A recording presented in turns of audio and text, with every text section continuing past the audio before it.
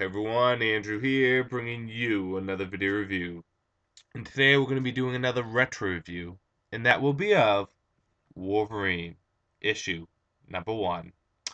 Now, a few weeks back I did a review, or a retro review, on X-Men issue number 1. And the reason why I picked up X-Men issue number 1 and retro reviewed it is because, well, I am going to be picking up some of Marvel now. And to prepare myself for Marvel now, in the Marvel Universe, I figured that I'd divulge a little bit into it, get some knowledge and experience with the Marvel stories and characters, and pick up stories and characters that I found interesting. And one of the Marvel Now titles that I will be at least giving a chance will be Savage Wolverine, which I believe was just announced and is going to be coming out in January. If I'm wrong, please forgive me. So, in preparation for this new Wolverine title, I figured I'd pick up some of the older Wolverine stuff. I picked up issue number 1 individually, and I also got some of the first few trades, or at least the classic collection collected, which surprisingly weren't that much money, and it was a 50% off sale, so they were even less money. But I also want to use this video not only to review issue number 1 of Wolverine, but to kind of express my feelings for Wolverine as a character. Because I think I've given this misconception of how I feel on Wolverine. I think I make people think that I hate Wolverine, but I don't hate Wolverine. Actually, far from it. I may dislike how Marvel's handling Wolverine to a certain degree, but I don't dislike Wolverine by any means. Actually, I like Wolverine. What is there not to like? He's an unstoppable, nearly indestructible machine that just rips and tears. It's not a machine, but you know what I mean. He's a berserker. I mean, what's not to like? He has claws, but the thing is that I just don't think Wolverine's being handled correctly nowadays. At least when it comes to how the handle should be, how the character should be distributed in the Marvel universe, and various different other things. I will get into that in a moment. But yes, I did pick up issue number 1 of Wolverine. So this is kind of a retro review and a what I am thinking in addition to that. So I am going to classify this retro review, Wolverine issue number 1 review, but this will also be a what I am thinking of the character. And for all the Marvel comics that I do a retro review of, I will have those also be what I am thinking. Because I have another issue number 1 that I am going to review for a specific character, one that I have a great love for in the Marvel Universe, and you'd be surprised on who it may be. So, without any further ado, let's get this video going. Let's divulge into Wolverine issue number 1. First and foremost, we should actually talk a little bit about Wolverine as a character. Wolverine is one of those characters that, unless you're really disattached from comics, you know who he is. Wolverine, aka Logan, aka I think his real name is James Holtz or Horowitz, or I don't know, it's James something. And Wolverine is a mutant, and basically he has a mutant healing factor, and he also has the skeletal claws, which he didn't know was a mutant power, but eventually we find out is. Gets experimented on, is Weapon X, gets the adamantium put on his claws, becomes Wolverine. First appearance was with the Hulk, gets the adamantium removed. I think Magneto used his magnetism powers to remove it, which again proves the point that any fight with Magneto and Wolverine in it, Wolverine should automatically lose, because he's pretty much a walking piece of metal. Wolverine then becomes the Horseman of Death, gets the adamantium back, but for a time he was Pirate Wolverine, with the bandana and everything. I think it was Mohawk Wolverine too. I'm going through a random history of Wolverine. This is just stuff that's going through my head at this moment. And then he's back to being normal Wolverine, part of the X-Men, part of the Avengers, part of X-Force, part of, well, almost everything. See, the thing is Wolverine's just a very likable character. He's that anti-hero that's gruff and kind of keeps his distance emotionally, but he's almost a protector. He is a defender of people. Often Wolverine is paired with a young female protagonist like Kitty Pryde or Jubilee, who are characters that are the complete opposite of Wolverine. You could almost say is he has kind of a Batman and Robin relationship with certain characters because Wolverine is that gruff, gritty kind of character, the anti-hero, and then you have the younger, more optimistic, useful character that he can contrast to. But Wolverine, despite any gruff he may give and how he's the best at what he is and what he does is not good or isn't pretty, Wolverine is still a good, kind-hearted person. And this is most evident in the evolution of the character, going from a reluctant anti-hero to becoming pretty much the new Charles Xavier, which I always thought was a fascinating thing that they did with Wolverine and Cyclops, and that Wolverine and Cyclops never got along. You could say it was for Jean Grey, and she kind of was the reason. But even if Jean Grey wasn't there, I don't think Cyclops and Wolverine would ever get along.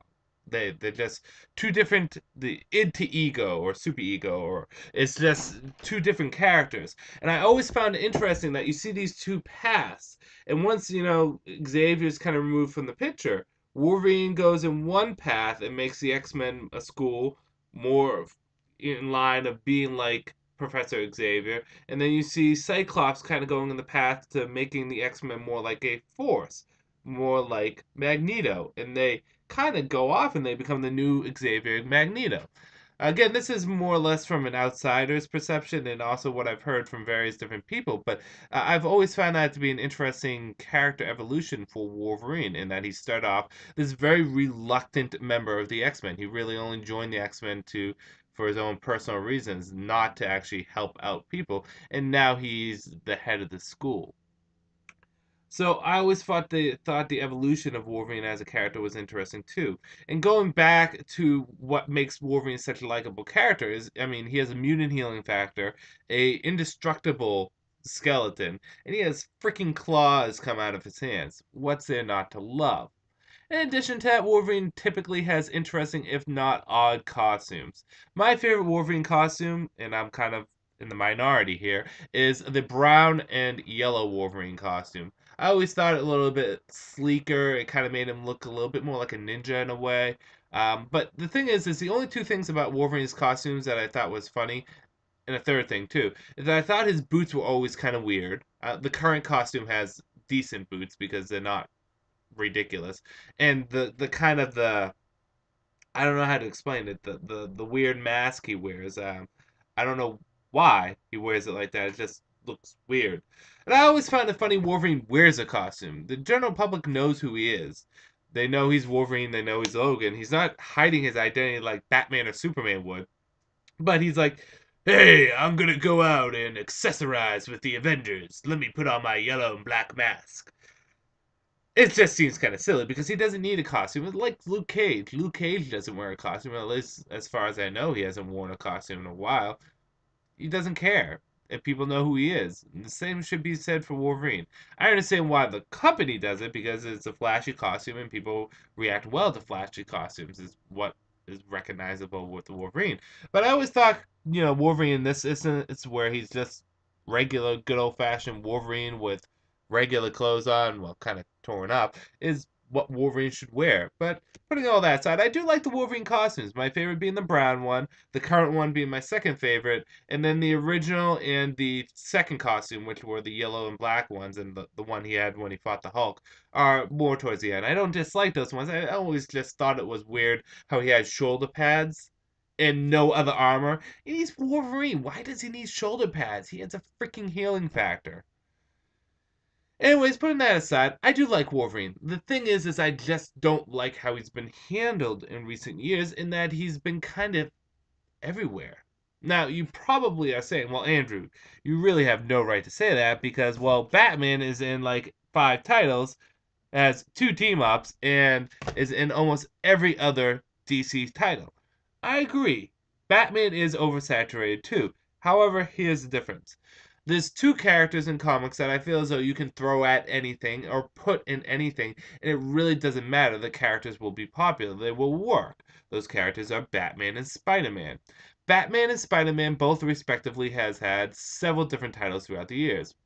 From Batman, Detective, Legend of the Dark Knights, Shadow of the Bat, Batman the Dark Knight, Batman and Robin, Batman Inc., to Spider-Man, Amazing Spider-Man, now Superior Spider-Man coming out, Peter Parker, Spider-Man, Sensational Spider-Man. There's been tons of different Spider-Man books. And not just that, you see Spider-Man on the Avengers a lot, you see Batman on Justice League a lot, but they also go into other teams too, and you see them cross over with a lot of titles too. You'll see Spider-Man show up in Daredevil and Batman show up in Nightwing, or Spider-Man show up in Captain America, and then Batman show up in Catwoman. They show up and stuff. Those characters I think are so iconic and they're just so easily adaptable to different comics that you can have multiple comics for them. Wolverine is not. I always liked Wolverine more of a character when he was very scarce in the universe. A major player, but a character that kind of was not overused. Have Wolverine be in two titles: the X-Men title, because that's what Wolverine is, and his own title. And I've never been a huge fan of how his own title has gone. I like the earlier stuff. Like I said, I'm reading currently right now the Classic Collection. I'm enjoying this. It's very laid back. It's very enjoyable. I do enjoy the Classic Collection. However, I heard his comic, and again, this is just from what I hear. It's not from what I know. Has kind of gone downhill, and it just has gone into silliness.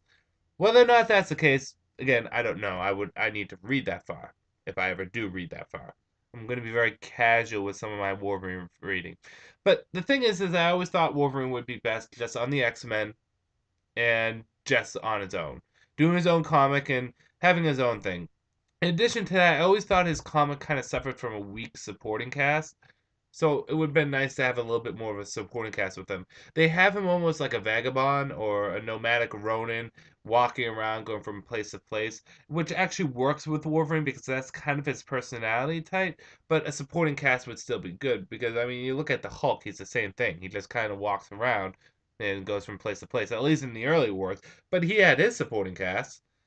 I'm kind of going off on too much of a tangent. It's been about 12 minutes now into the video, and I'm still talking about Wolverine. But like I said, I think Wolverine's a character that should be in maybe two titles, three at the most, appear in the Avengers from here to here. But I don't think he should be in Wolverine, X-Men, Astonishing X-Men, Wolverine in the X-Men, X-Force, Uncanny Avengers, Avengers, and Savage Wolverine, and all these other comics that are coming out. To be fair, Savage Wolverine is coming out after Wolverine gets canceled. But the thing is I think 5 or 6 titles are way too much for Wolverine. 3, safe and comfortable. And again, it doesn't oversaturate the market, so that when you do see Wolverine pop up in a big event, you're like, oh shit, yeah, Wolverine's here. Shit's gonna go down. Putting all that aside, I do like Wolverine. And hopefully good things will come from him in the Marvel now. And hopefully it will be enough for me to get back onto Wolverine. Because where Batman has always been my favorite superhero, back in the early 90s, Wolverine was my second. Now he's nowhere near that. But I did like Wolverine a lot back in the day. Hey, what can I say? He was cool. But that was back in the day. It's not now.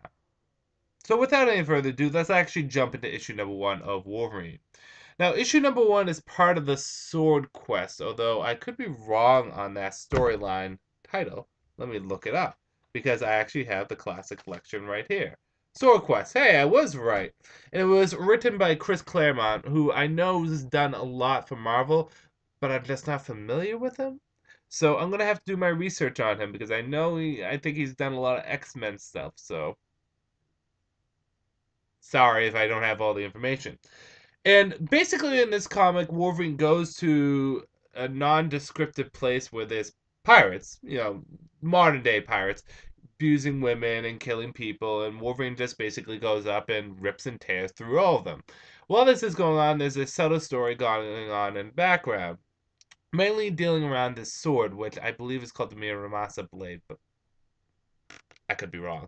And this sword has demon souls in it, and it possesses whoever wields it. I'm going a little bit too far in advance because that's a bit more of issue 2 and onward. But Wolverine is basically protecting this young girl who's looking for her friend, who happens to have the sword. Now, that's the basic general story of this. Wolverine goes, rips and tears, and then helps out a girl. Sounds pretty basic. The thing about this issue that I really do like is the fact that it does everything a first issue should do. It establishes the character, who he is, where he comes from, kind of, and his established powers. During the fight scenes, they also pace out the dialogue very well. Each panel having maybe one small blurb of Wolverine saying something while he's fighting. For example, it's saying, I'm Wolverine. I'm a member of the X-Men, but the X-Men want to pretend that they're dead right now. Great. Background information. And then he's going around, I am a living weapon. I have a mutant healing factor, and you see him slicing and dicing. And I have adamantium claws that can cut through almost anything. Great, an establishment of his powers. We know about Wolverine's powers. And then he talks about how he goes into a berserker mode. And it really does give you a great, clear sense of who Wolverine is without ever having to read Wolverine. See, I know who Wolverine is because I'm a comic fan. It's I can't ignore him. He's there. It's like, Wolverine he's just one of those characters that are always around. You could be having sex with your girlfriend on the couch and Wolverine's in the corner going, "Hey bub, what's up?" You can't ignore him. He's there. Can't get rid of him. Whether you like him or you don't, he's going to be watching you having sex. It's the same thing for Batman. I mean, Batman's right there. There's about 20 of them, and they're watching. They're watching. And same with any other character. He's just such a popular character, I know who he is. But if I gave this to my fiance, who is probably freaked out Wolverine's watching, but if I gave this to my fiance and said, hey, read this, she doesn't know anything about Wolverine other than the fact that he has pointy little claws, she'd probably say, okay, I understand who the character is. He's grifty, he's gritty, he's gruff, and he has claws made from adamantium and he can heal fast. And yeah, it does everything a first issue needs to do. Which, in comparison to X-Men issue number 1, this is a far superior issue. Actually, I'm quite surprised on how much I like this. When I read X-Men issue number 1, I was actually a little disappointed because it was a little too wordy and I thought the characters felt a little off. But Wolverine issue number 1 did everything I wanted a first issue to do, and it was a likable Wolverine. It wasn't a silly Wolverine, if there is a silly Wolverine. This is a great issue. So, in saying that, I'm going to give Wolverine issue number 1 a 5 out of 5. And I'm going to end this review here. Wait until my next issue number 1 retro review of Marvel comes out, and you will see who I'm going to be talking about. This is Andrew saying, peace out for now.